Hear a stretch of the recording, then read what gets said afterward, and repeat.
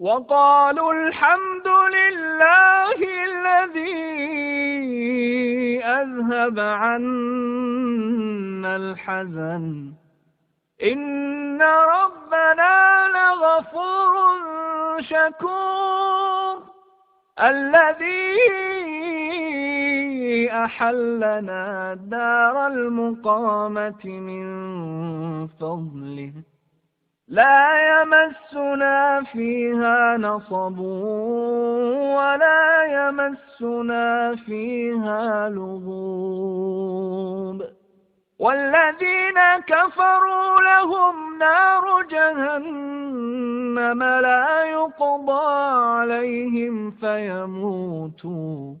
ولا يخفف عنهم من عذابها